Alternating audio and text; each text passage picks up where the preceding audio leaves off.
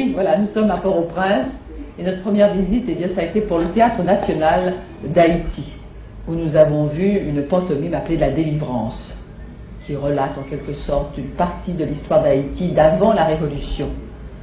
Et M. Anis Cazot va être notre guide, en quelque sorte, pendant cette visite en Haïti. Il connaît bien les mœurs de son pays. Et je voudrais que vous nous disiez, M. Cazot, qu'est-ce qu'un spectacle comme celui-là représente pour vous? Est-ce que c'est tout simplement du théâtre, ou si c'est un petit peu plus émouvant que cela? C'est-à-dire, c'est du théâtre en partie, pour vous par exemple, mais pour moi, ça représente du théâtre et quelque chose. En plus? Oui, quelque chose en plus. Parce que cela représente notre délivrance à nous. La délivrance, par exemple, de mon père, de mes aïeux. Parce que quelquefois, nous étions maltraités par les Français qui nous tenaient en esclaves ici. Et c'est par ce spectacle que vous venez de voir, c'est comme ça que nous avons eu notre délivrance. La Révolution, c'est quelque chose qui joue encore un rôle dans la vie du Haïtien, vous y... Je pense que presque tous les Haïtiens sont comme moi, pensent presque comme moi, que nous avons souvent des entretiens. Qu'est-ce que c'était la Révolution? Enfin, c'est en 1804, je crois. C'était en 1804, oui. La Révolution a été faite par nos pères, par exemple Dessalines, Pétion, Christophe, tout cela. Ils se sont mis ensemble pour nous délivrer des Français qui nous maltraitaient, qui nous gardaient en esclaves. Alors, c'est par cette révolution que nous avons gagné notre liberté. Et vous savez, madame, c'est que c'est la liberté. Bien sûr, je sais bien que ça compte. On commençait à en parler à cette époque-là déjà, d'ailleurs, de la liberté. Mais est-ce que vous n'étiez pas aussi les premiers en Amérique centrale à l'apprendre, je pense, cette liberté? Ça aussi, je crois que ça compte un peu pour vous. Je crois que oui. Nous avons même aidé à Bolivar, n'est-ce pas, au Venezuela, de gagner sa liberté aussi à lui.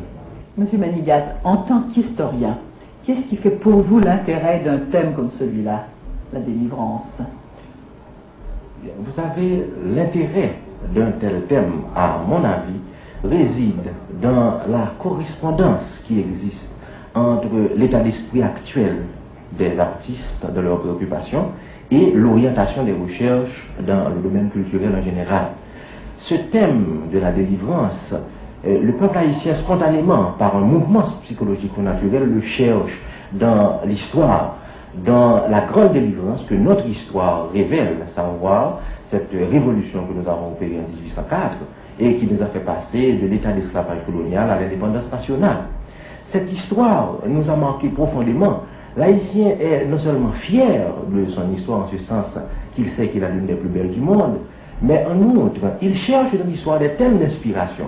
Et il se rend compte que la révolution qu'il a opérée, cette révolution a été politique, mais il faut la parfaire sur le plan de l'affranchissement économique et culturel. Et c'est ce qui explique que ceci pose un problème, le problème de l'occidentalisation en quelque sorte. Qu'est-ce que nous devons faire pour cet affranchissement économique et culturel? Est-ce que nous devons nous dépouiller en quelque sorte des valeurs d'Occident qui nous ont été imposées? N'oubliez pas que nos ancêtres n'ont connu que l'Occident colonisateur et esclavagiste. Devons-nous retourner à notre personnalité africaine, ou du moins aux origines africaines de notre personnalité?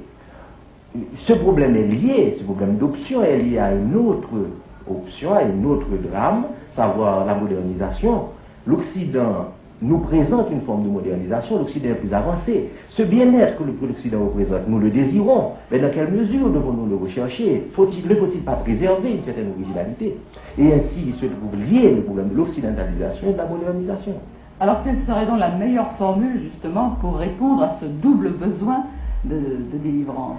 Eh bien, il me semble qu'avant d'aller interroger des spécialistes, des intellectuels, des professionnels, il vaudrait mieux aller voir la réalité, voir le peuple, comment il vit, et surtout vous rendrez compte des problèmes qu'il faut résoudre pour qu'on arrive à donner à ce peuple ce bien-être tel que l'Occident l'entend. Remarquez que ce bien-être existe en Haïti, mais il est l'apanage d'un petit groupe, d'une minorité de privilégiés, de nantis. Il faudrait l'élargir, et tel est le problème.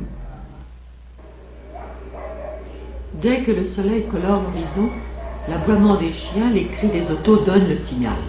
Port-au-Prince s'éveille, couronné de flamboyants et de bougainvilliers. Il faut se lever tôt pour profiter de la fraîcheur.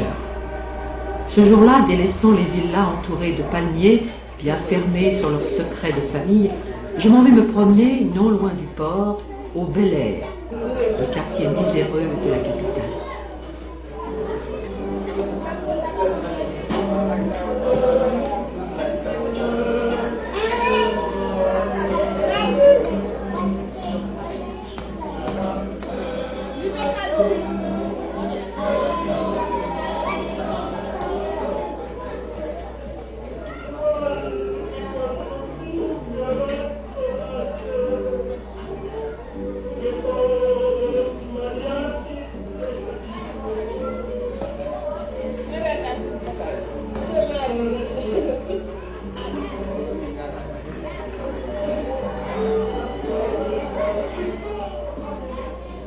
Un amas de cabanes, grouillant d'enfants, borde des ruelles boueuses, car l'égout en surface profite du caniveau.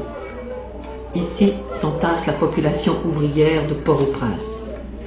Dans ce pays quasiment sans usines et manufactures, presque toute la main-d'œuvre vient des campagnes, de l'arrière-pays, plaine ou montagne. Ils se sentaient à l'étroit, sans doute, sur le lopin de terre familial. La ville leur a semblé une source de bien-être.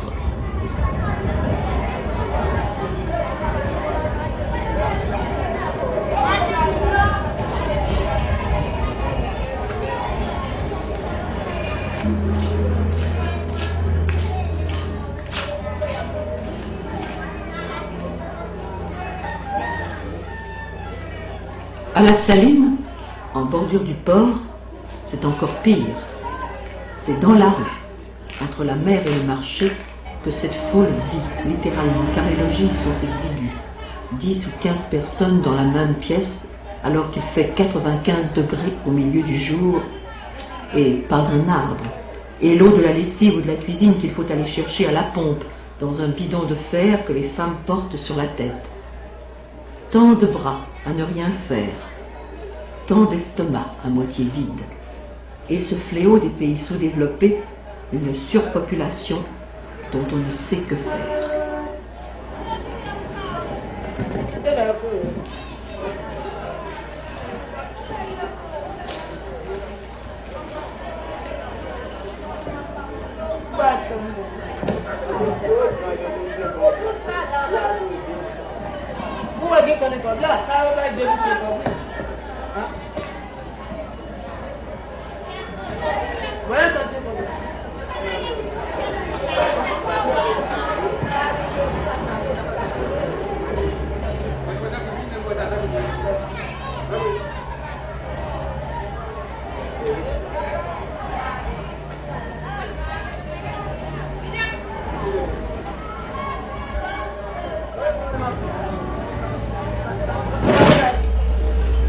Pour changer d'air, je vais au marché Vallière, le marché principal de Port-au-Prince.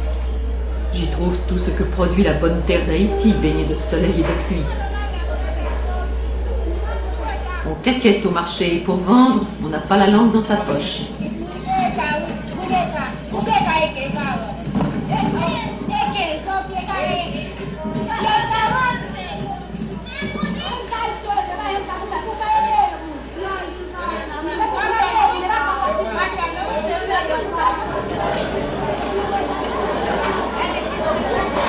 Alors ce sont surtout des femmes qui vendent ici au marché.